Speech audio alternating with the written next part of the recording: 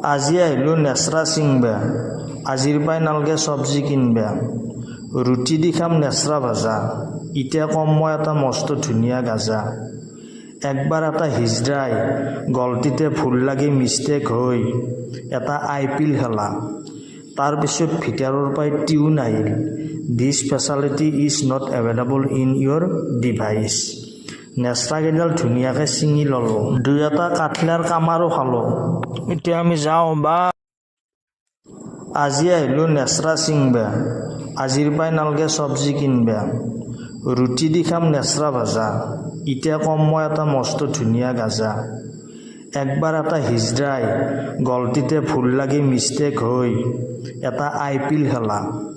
তাৰপিছত ভিতৰৰ পাই টিউন আহিল, this speciality is not available in your device.